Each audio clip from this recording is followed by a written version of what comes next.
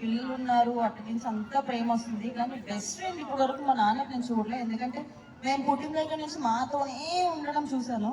So మా నాన్న life లో బెస్ట్ ఫ్రెండ్ ఒకటి మిస్ అవుతున్నారు. సో ఆ బెస్ట్ ఫ్రెండ్స్ కలిస్తే ఏం గిఫ్ట్ ఇస్తారు అనుకుంటున్నాం? యూజువల్లీ అబ్బాయిలు బెస్ట్ ఫ్రెండ్స్ కలిస్తే ఏం చేస్తారు? సాయంత్రం గ్రూప్ క్లాస్ స్టార్ట్ చేస్తాం. ఆ గ్రూప్ క్లాస్ తీసుకొచ్చా. ఇది కదా గిఫ్ట్, నేనెక్కడ చూడలేదయ్యా ఇది. సో డాడీ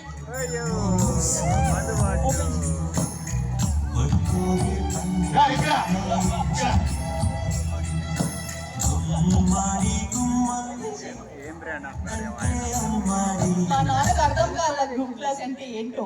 తొందరగా ఓపెన్ చేయండి సార్, నాలుగు తయారైపోతుంది.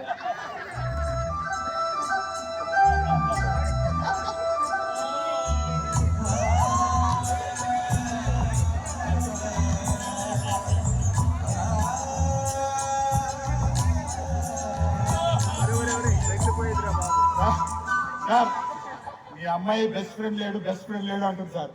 ఇది అయిపోయేదాకా ఈ రోజు నేను best friend sir.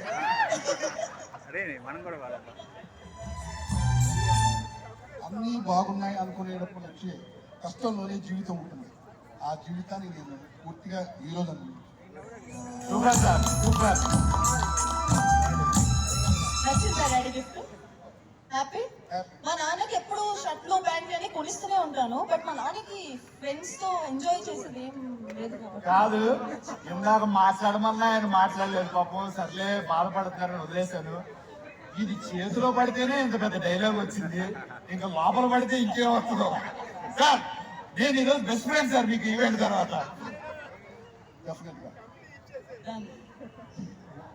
Anyways gift ఏదైనా సరే అది గిఫ్ట్ లో కాదు, ఇచ్చే ప్రేమ అభిమానంలో ఉంటుంది.